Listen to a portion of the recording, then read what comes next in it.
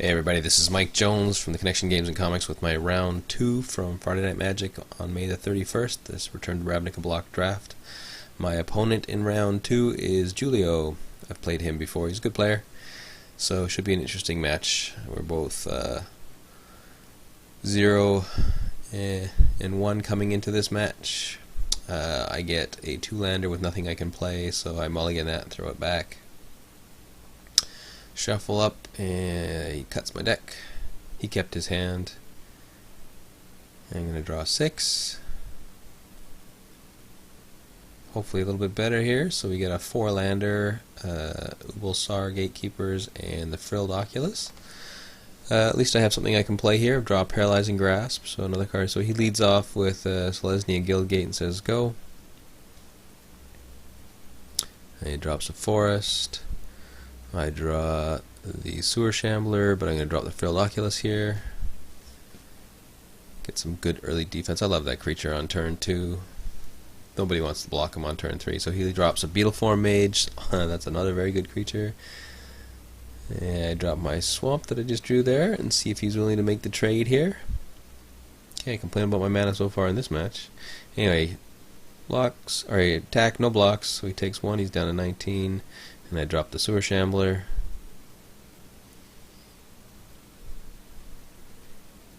I don't mind scavenging him onto my Frilled Oculus if I get the opportunity. So he drops the Moss Dog, so that's the 3/3 reach with Scavenge. So much for Plan A. Anyway, I've got 2 blockers. Anyway, draw the first Guildgate.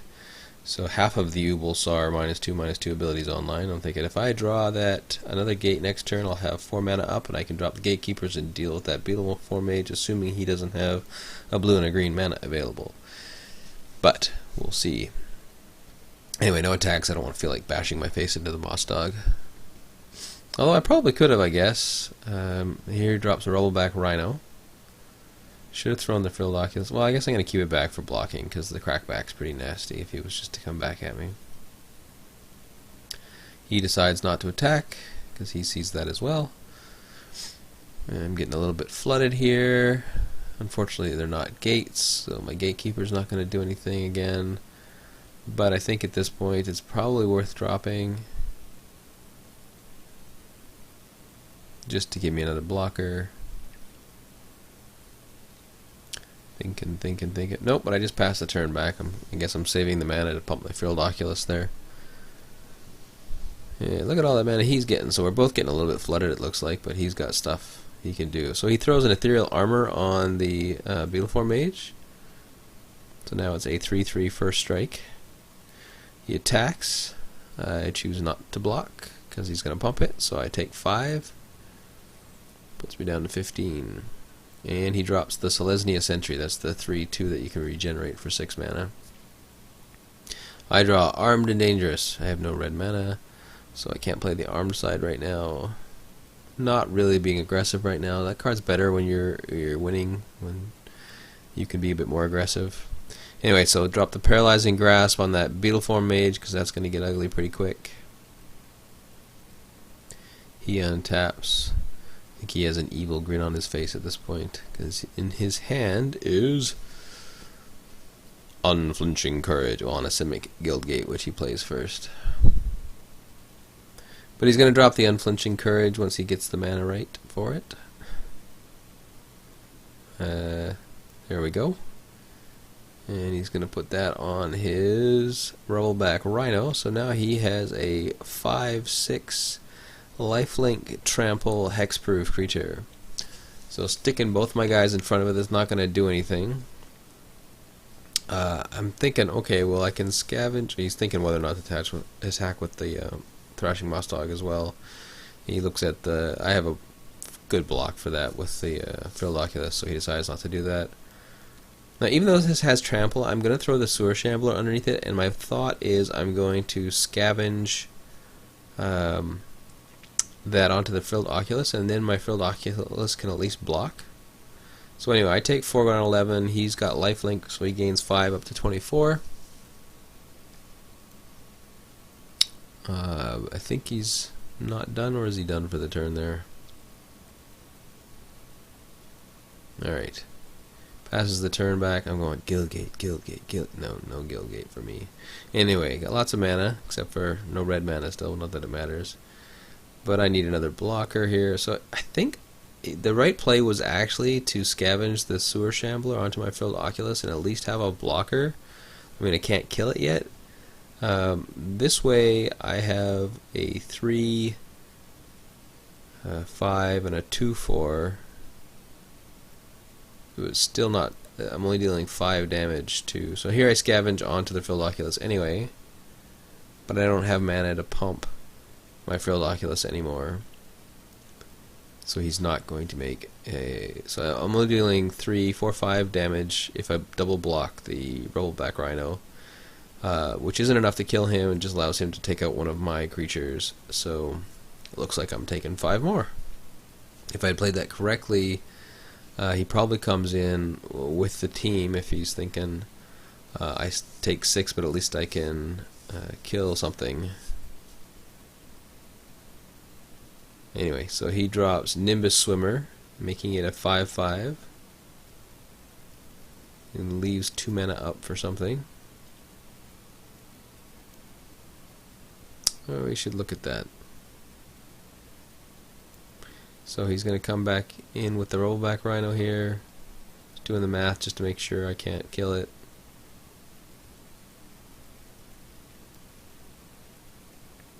Which indeed I can't.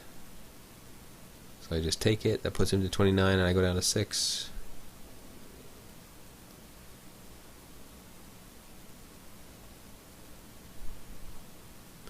And draw the Courage de Gorgon.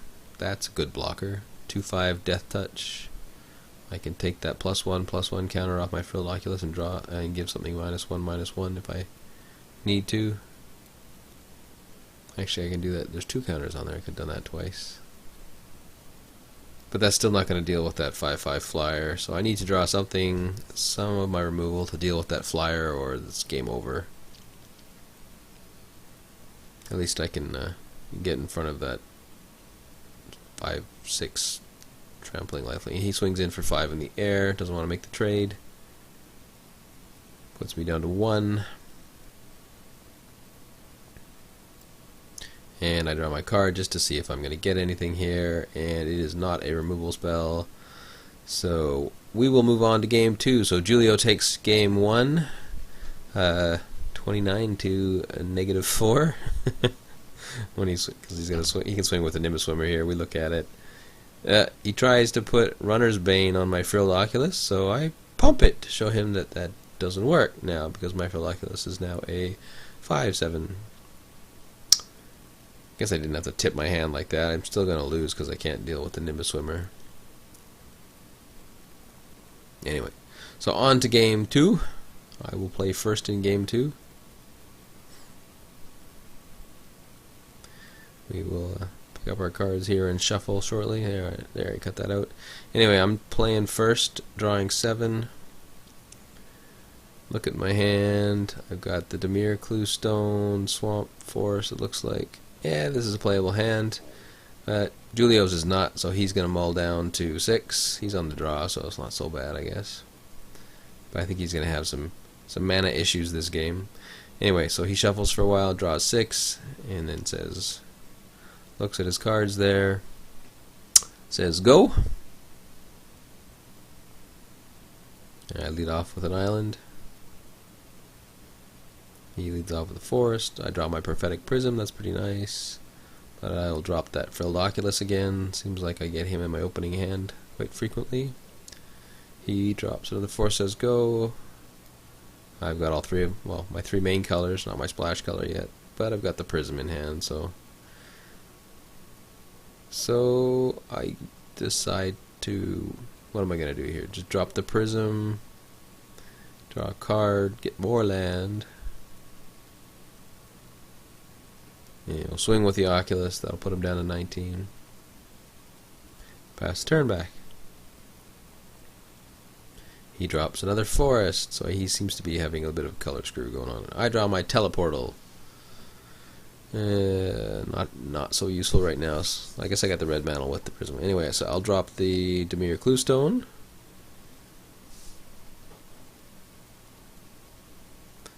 And attack, and I'll pump my guy, so that's 3, puts him to 16. Tapping the clue stone on my other forest over there. He drops yet another forest. But he has a creature this time. Here comes the Cerulean Gatekeepers. He doesn't have the gates to earn the life, but at least it's going to block my Frilled Oculus fairly successfully. I draw a launch party. That's not a good trade right now, so I'm not too worried about those gatekeepers. I need to save the launch party for that Nimbus Swimmer if I see it again. Anyway, drop my swamp. I don't have any gates yet, not that I'm giving his guy -2/-2 is that interesting, so, but I'm going to drop the Cerulean Gatekeepers anyway, just as a blocker. Pass the turn. I've still got mana open to pump my Frilled Oculus, so now I can take out the Gatekeepers if he attacks with it. Even if he puts an armor on it, I think I'm still okay. Anyway, he drops the Crown Ceratok. That's the one that gives all his creatures with +1/+1 counters on it trample. Oh. And it's a 4/3 in its own right, so nothing to sneeze at. He will kill everything except my Frilled Oculus right now. Which is why he's probably not going to attack with it. So I don't draw much, pass the turn back.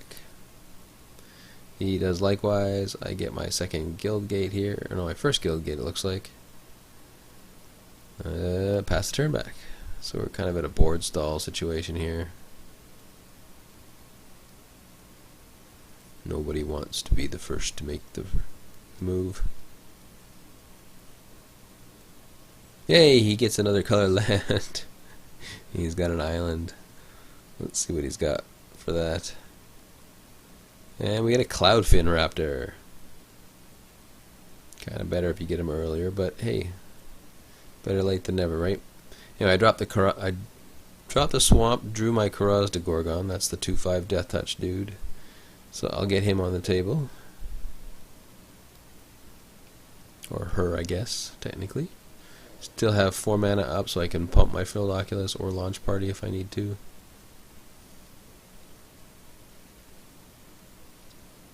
Pretty effective board stall here, though. He does have a flyer, assuming he can evolve it this turn.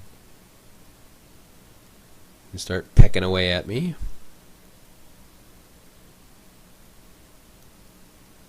He's thinking about it for a while. Here comes Big Bad Beetle Form. Evolves the Cloudfin Raptor and swings at me for 1 in the air, which I can't block, so I'm down to 19. Into his turn, I pop my Clue Stone, draw a card.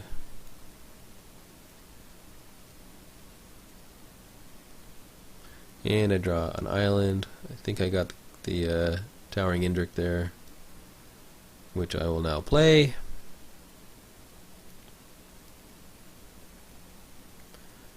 And still have a ton of mana open. So basically I'm just waiting until I have 16 damage minus the number of creatures so that I can use Teleportal for the win here.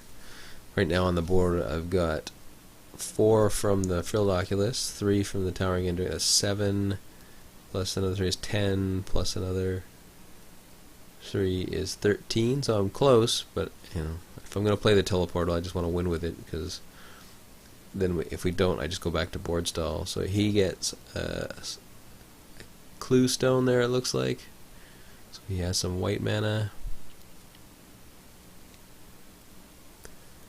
And my Indrik's going to take care of his Cloudfin Raptor pretty effectively.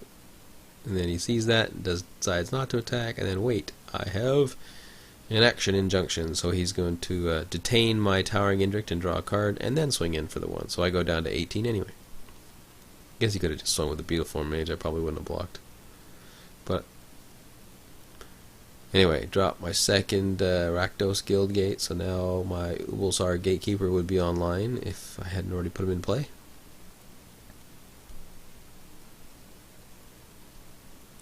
Anyway, looking at my hand, doing the math, realizing Teleportal's not there yet still.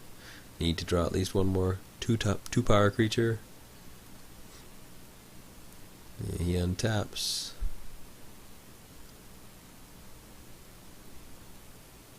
And he's counting, looking at his mana there.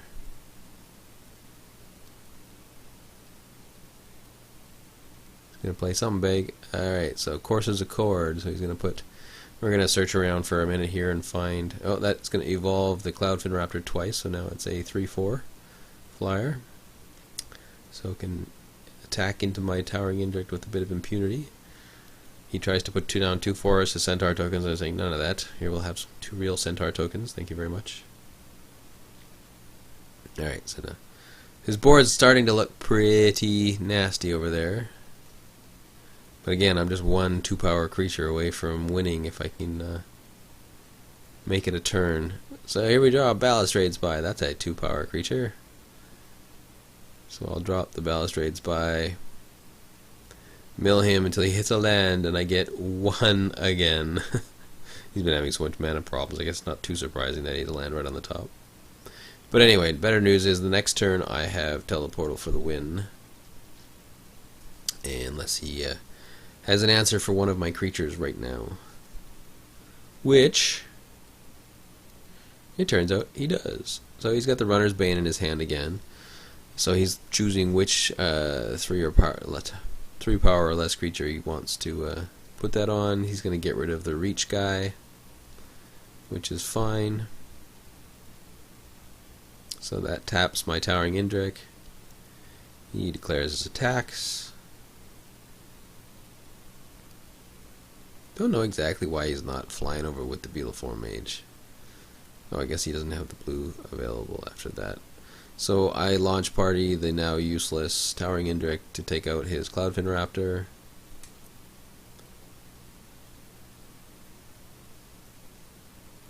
And now I'm still another 2-power creature away from Teleportal for the win. He drops, it looks like, another Beetleform Mage. Sigh.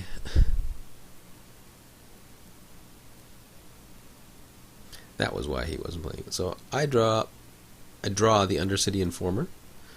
That's a 2-power creature. Doing the math. Again, just to make sure. He's looking at it from his side going, can he get through?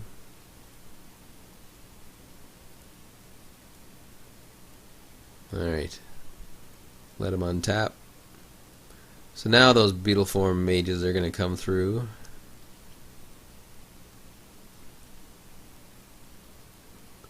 Since I don't have any Reach guys anymore, and I only have 1 card in my hand. So here they come. And then he pumps both of them. So I'm taking 8. It puts me down to 10. It's a pretty quick clock if I wasn't just about to win here. So I draw the Metropolis Sprite. Don't need that. So red, blue, and 3. All my creatures get +1/+0 and are unblockable. The card just wins games. So I do the math for him. Turn all my guys sideways. Pump the Frilled Oculus. And we go on to game 3, so it's 1 game apiece. Oh, the launch party did 2 damage to him, that's why he was at 14. So I actually had enough to put him down to -2 there. Anyway, so into game 3. My hand's pretty sketch here, but I'll keep it. He's playing first. I dropped the Rakdos Guildgate that I just ripped off the top there.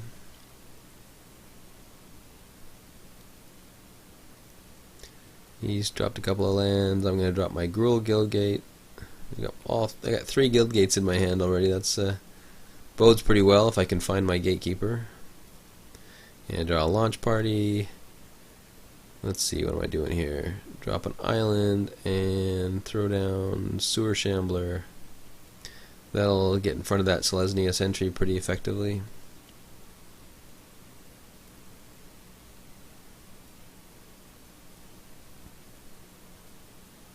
So turn 4, he plays Scab Clan Charger, 2/4. Guess he could have attacked and blood rushed that and saved his Selesnya Sentry, but seems like that was a better play. I think it's going to slow things down. Anyway, I've got to decide between a Forest and a Guildgate. I think I'm going to drop the Guildgate because I got a couple of 5-drops in my hand, it looks like. So that'll allow me to get them online next turn. And for 2, I'm going to drop the Zamek Guildmage. Still wish I had picked something over that. It's just a little mana intensive in my deck. I mean, works out for me fine here, but I think there was a better pick.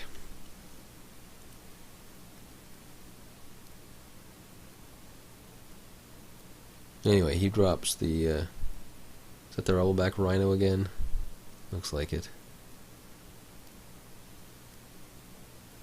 I've got enough mana now to play out my Karaz de Gorgon, so that's going to block his Rhino unless he's got that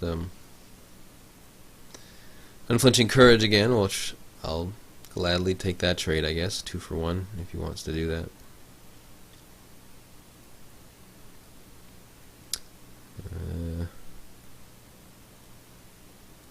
He drops a Clue Stone, it looks like. And then he drops just I think that's the Crown Ceratok, maybe? Anyway, I draw my Teleportal again. So we're on the Teleportal plan again. I've got a Species Gorger in my hand, so that's a lot of damage. Unblockable if I can get him to go through. And I've got things I can bounce back to my hand and replay pretty easily, so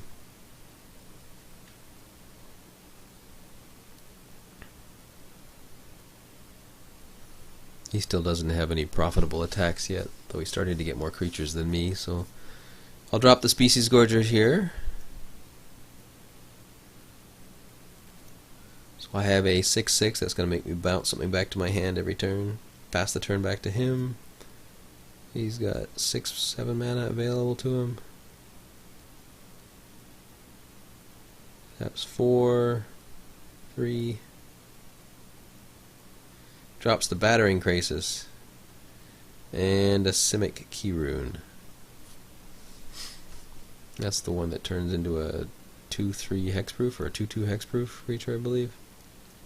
Anyway, so I bounce the Sewer Shambler back to my hand. Draw Towering Indrik. I've got 6 mana available, so I can activate my Zamek Guildmage and then play my Towering Indrik. And he comes into play with a +1/+1 counter on him, which is super combo-licious because I've got the Karaz de Gorgon out there, so if he plays any 1/1s, I can remove a counter and kill it, or anything with 1 toughness. I guess I could deal with the Battering Krasis right now if I wanted. Well, next turn when I untap if I want to.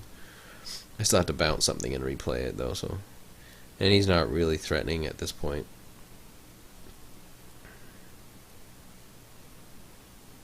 A lot of synergy actually there.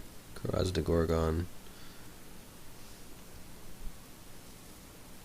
with anything sort of Simic-y, putting evolving or coming into play with counters on it.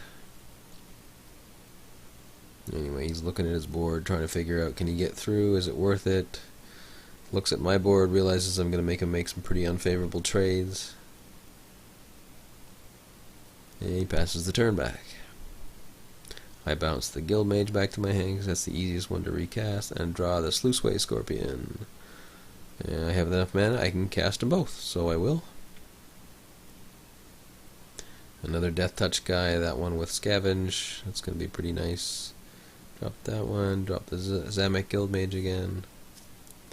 Pass the turn back. So now, do I have 20 damage on the board yet for my Teleportal? See, there's 3, 4, and 7 is 11. Plus 3 is 14. Plus 3 is 17.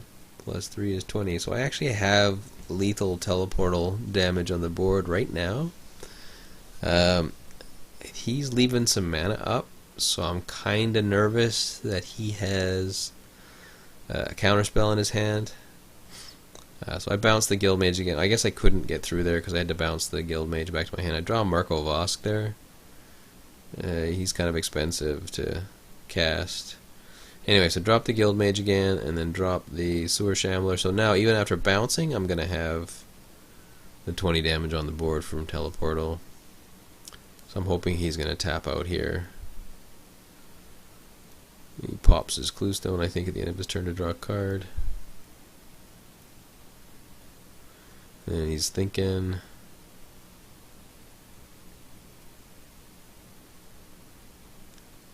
Not sure what he could have right here. So I do have lethal teleportal damage this turn. But I think I'm going to play with him for a while. Again, he leaves a bunch of mana up, so I'm really worried. What's he got in his hand? Does he have the counterspell? Which would just wreck my day, because then we're back to super board style. I guess my backup plan would have been Mirko Vosk on the following turn. So I bounce the Guild Mage again, and I draw my Ubelsar Gatekeepers. So this is going to give me an opportunity to start thinning his board out a bit. I have more than enough gates. So I drop the Gatekeeper there, and drop the Guild Mage again. I take care of the battering crisis with the Gatekeeper. So his board's starting to get a bit more manageable for me. So even if he does have an answer for my teleportal, I'm not too upset at this point. Species Gorger bouncing my Gatekeeper every turn, so anything with 2 toughness is basically dead. Draw an Axebane Guardian, don't really care. Drop the Gatekeeper again. Forget to put a +1/+1 counter on him. Not that it would have mattered. Take care of the Selesnya Sentry. Stall some more, pass the turn back. I don't know why I'm giving him an opportunity to draw more cards and get back into this game. I should have just killed him. Or at least tried to and seen it, made him have it in his hand. My board position's pretty favorable here, even if he doesn't have an answer for the teleportal here. Anyway, sorry about that, Julio.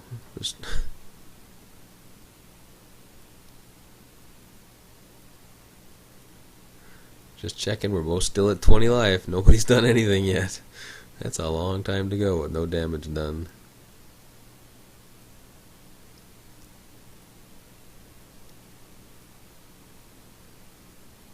Yeah, he's thinking about it. He's realizing there's no use casting anything with less than 2 toughness. I guess Beautiful Mage would be okay. I'd still give it -2/-2, but you can always just pump it, I guess. And I draw Metropolis Sprite. And here I go. Finally, I get rid of the pain. Teleportal. We do the math.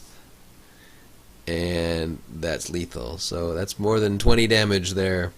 So thanks very much, Julio. Thanks everybody for watching. If you like my videos, please like and subscribe to them. And I'll try to get round 3 posted up. He's showing me what he's got in the rest of his hand there, which is pretty much nothing. I'll try to get round 3 posted tomorrow. Appreciate it. Good luck. Hope to see you in the store one of these days. Thanks. Bye.